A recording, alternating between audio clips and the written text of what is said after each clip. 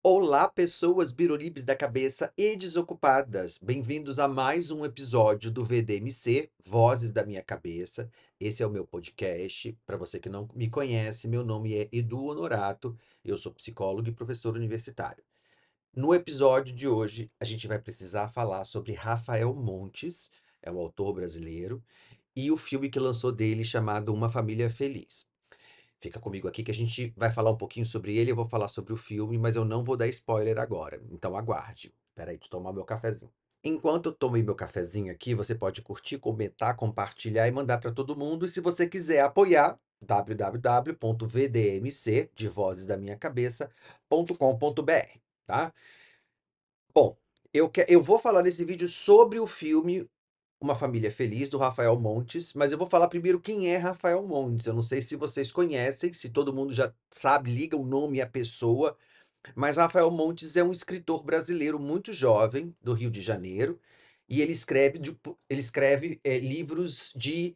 Eu não sei, assim, eu não sou um expert na área, então, assim, eu não sei se é suspense, se é terror, eu não sei. Eu só sei que desde que eu li o primeiro livro dele, são livros que eu tenho muito medo, até porque eu não gosto de suspense e de terror.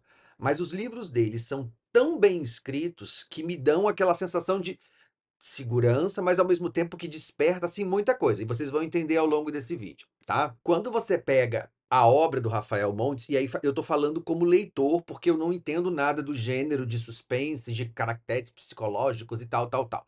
Mas quando você pega as histórias dele de terror, elas são muito bem contadas, são muito bem escritas. Ele tem obras assim.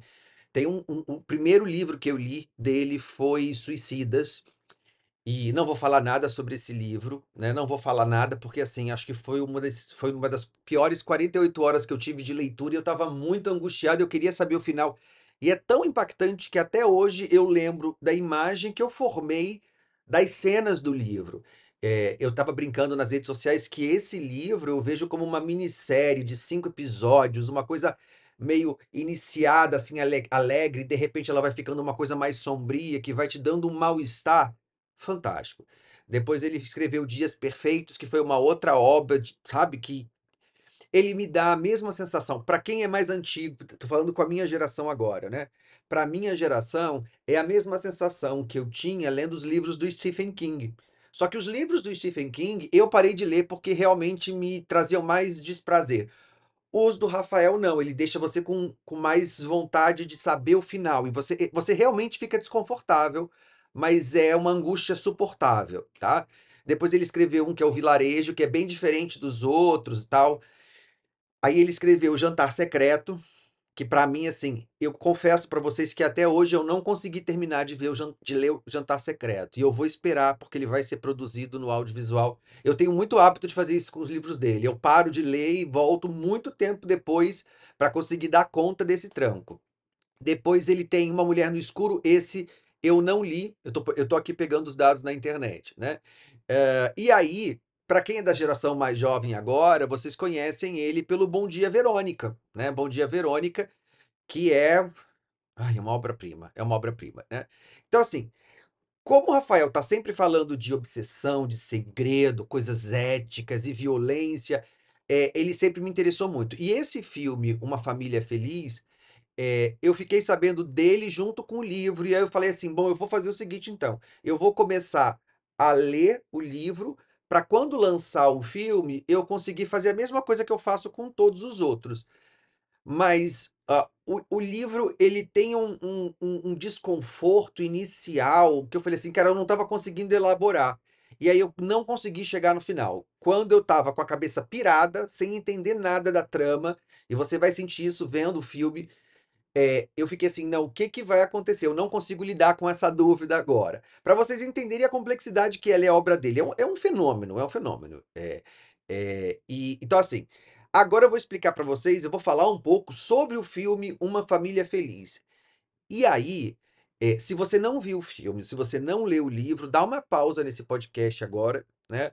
Pausa, não continua a assistir. Por favor, não continua, porque vai perder todo o tchan do filme. E aí é o que eu tenho falado com as pessoas na internet. não façam spoiler, não façam comentários, não façam comparação com obras anteriores que podem dar a entender sobre o final, porque isso sempre tem e acontece, porque isso vai estragar a grande experiência que é assistir esse filme Uma Família Feliz. Então, assim, dá uma pausa agora. Para quem já assistiu o filme, deixa eu tomar um golinho de café, peraí. Para quem já assistiu o filme e para quem já leu o livro, aí não vai ter nada de spoiler e a gente pode conversar aqui e eu vou falar de algumas coisas que eu senti enquanto uma pessoa extremamente apaixonada por cinemas, por seriados, por ficção, por coisas thriller psicológicos, né, e também de gostar muito da obra dele. Então, eu acho que agora ninguém que está vendo a partir de agora, não viu o filme, não sabe do final. Sobre as questões de psicopatia na infância, né, e aí é uma área que eu trabalho, né, uma das minhas áreas de expertise, que é a questão dos estudos, né, de psicopatia e tal,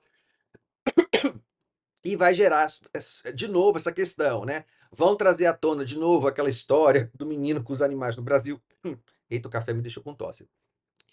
E aí tem sempre aquela história clássica dos 2 meninos na Inglaterra que colocaram o menino no trem e foram presos. Então, assim, vai trazer uma coisa muito legal. E eu acho que esse debate é interessante para mostrar, né, o quão importante é a gente identificar algumas questões na infância e você trabalhar isso para que isso não desenvolva para a adultez. De novo, não existe psicopatia infantil. Psicopatia é um nome que socialmente a gente usa para transtorno de personalidade antissocial. Então, se é um transtorno de personalidade antissocial, né, se é um transtorno de personalidade, o primeiro quesito é ter 18 anos, porque a personalidade já se construiu, né, e aí está apresentando algumas questões, alguns sinais e sintomas. Mas a gente sabe que algumas crianças começam a apresentar esses sinais e sintomas já numa idade mais precoce, e aí existe uma possibilidade de identificação, de acompanhamento, de intervenção, mas sempre gera um burburinho quando esse tema vem à tona. Então, para quem assistiu, né, o filme e leu o livro, é uma surpresa, né, é uma surpresa. E aí eu vou falar agora como fã dos livros do Rafael e dessas obras que estão sendo feitas, a sensação que eu tive vendo o filme. Bom, eu acho que o começo, primeira meia hora do filme, aliás, isso ao longo do filme, tá, Eduardo, que gosto de filmes de suspense e a experiência, auditiva para mim é muito importante para ter medo. Então quando eu assisto filmes de suspense, eh, a maior parte deles eu tenho que baixar o volume, porque somente a produção, a mixagem, eu sei lá o que que eles fazem, me dá muito medo. E isso para mim faltou ao longo do filme. Ele tem entradas muito legais de áudio, mas em algumas cenas eu ficava assim: "Poxa, tá sem som nenhum", de tan tan tan, sabe, de chegar no ápice, porque é assim que a gente vê mentalmente, né, aquela tensão do momento. Quando o filme, na verdade, ele estava muito em primeira pessoa. Então a Grazi Massafera tá lá segurando a faca, aquele silêncio ensurdecedor, só o barulho do Gianecchini entrando, mas eu acho que faltava ali na experiência ter aquela coisa de tim, sabe, aquela coisa no cinema que você se caga de medo e quando o Gianecchini entra, não dá aquele susto. Acho que falta essa coisa do, sabe, daquelas coisas de filme Pânico, sabe, que você grita e que fica angustiado. Eu acho que foi esse é uma questão para mim enquanto, assim, não sou da área técnica, não entendo nada, tô falando da percepção que eu, Eduardo, tive enquanto espectador assistindo, né. Que mais? Eu não sei se foi proposital, mas tem algumas coisas na história, né, o que eu gosto muito do Rafael é que, assim, ele não te dá tudo de mão beijada, ele não te entrega a história. Então, meu esposo estava assistindo comigo e, assim, ele estava vendo minha reação. Tem essas sacadas, sabe, assim, quando você percebe que uma das meninas está doente, uma está usando peruca, e você começa a olhar mais percebe, por exemplo, que ela não é mãe das meninas, quando cai a ficha da história, mas ao mesmo tempo tem algumas cenas que geram uma ambivalência, uma ambiguidade, e isso é muito legal, porque, assim, muitas vezes eu parava para olhar a cena, porque eu sabia que a cena estava sendo fiel, estava tratando alguma coisa. Por exemplo, quando a primeira vez que aparece a medicação da criança, eu voltei para ver se o nome da criança estava ali, tá escrito lá, Sara. São esses detalhes, sabe, que ficaram muito bem feitos. Tem uma cena em que a Grazi Massafera chega na casa da vizinha e a vizinha tá por dentro, né? E ela bate na porta, o ângulo da câmera, pegando as duas. É tudo muito bem construído, o cenáriozinho da casinha. Ai, gente, que ódio, como eu faço as coisas amadoramente em casa. E esse daqui, então, tá sendo feito em cima das pressas. Tá dando problema aqui toda hora porque eu não arrumei direito.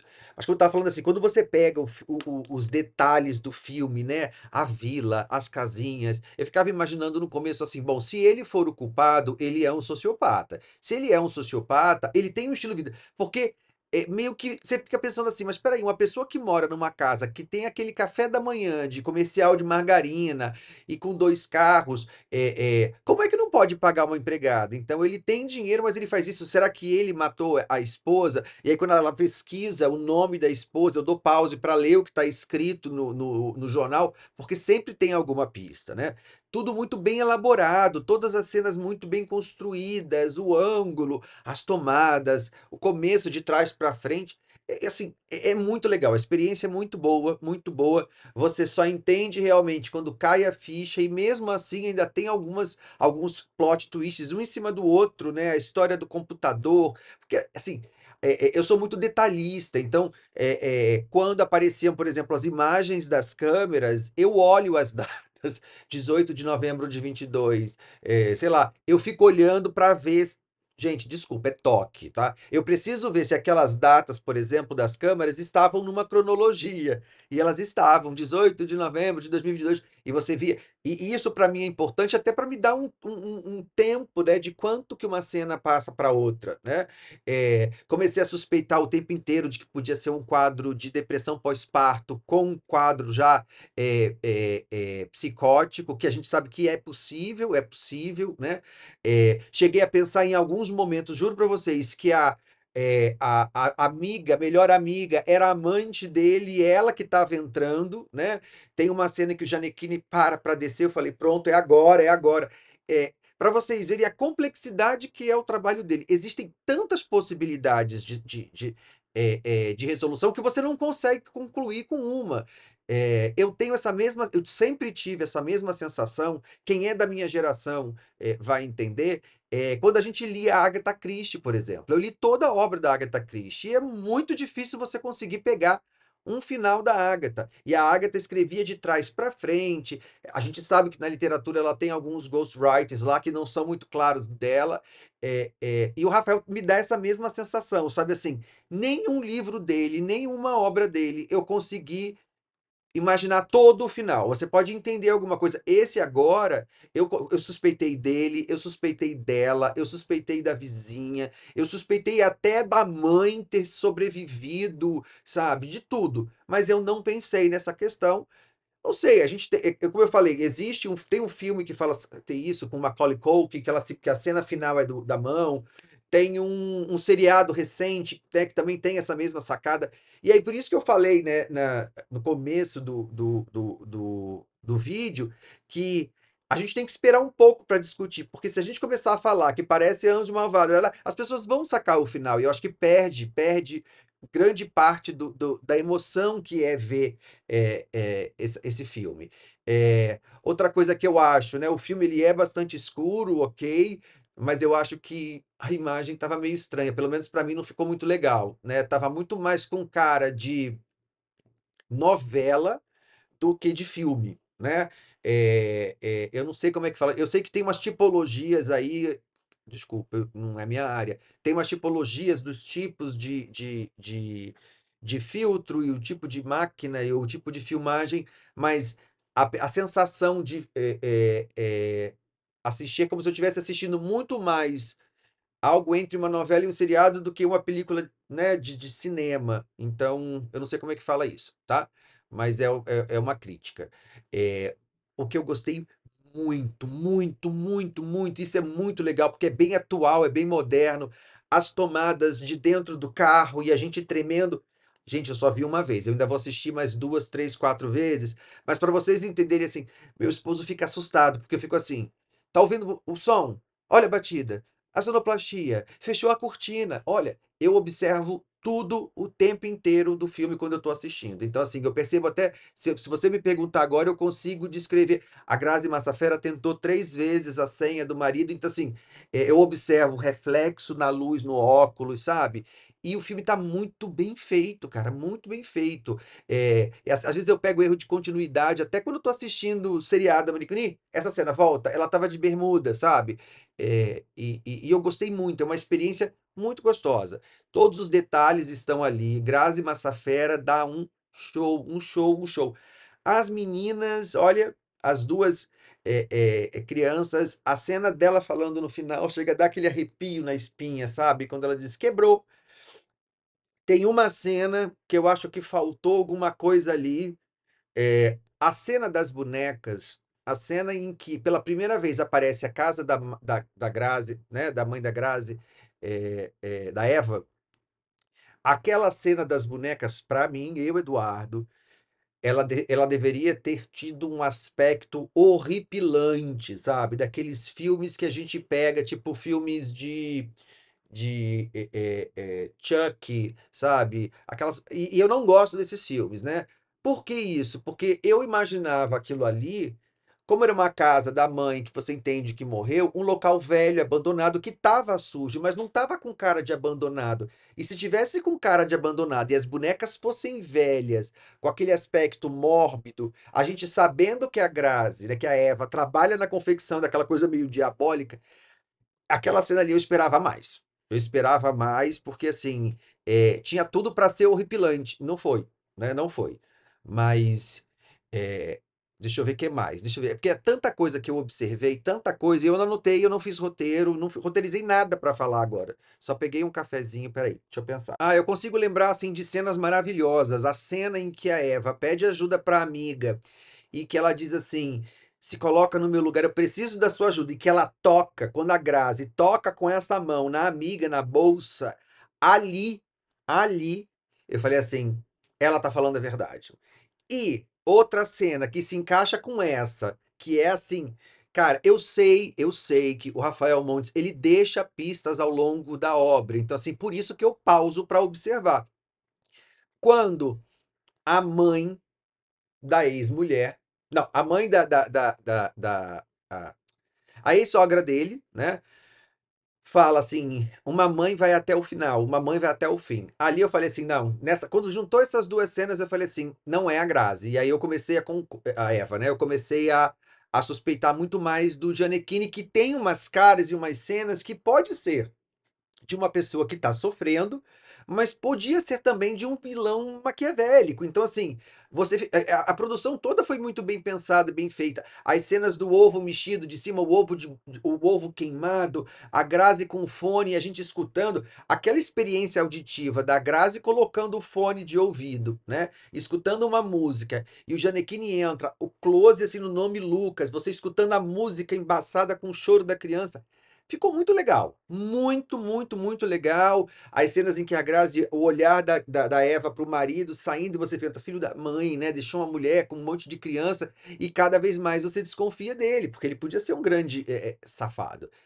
Eu quero ver de novo esse filme, eu quero ver outras vezes, porque assim, eu parei, teve uma hora que eu parei, eu falei assim: "Não, eu preciso fumar um cigarro", porque a angústia era demais, exatamente como é com a obra dele, com os livros dele. Então, é é uma experiência muito legal, eu indico para todo mundo e, por favor, não espalhem spoiler, porque realmente tira é como assistir um seriado, né, você ficar sabendo do final quando tem essa grande é que nem como eu falo sobre o filme Conclave, que quem não assistiu, nunca conte o final, só mande assistir Conclave e depois vem falar sobre o final, tá bom, gente?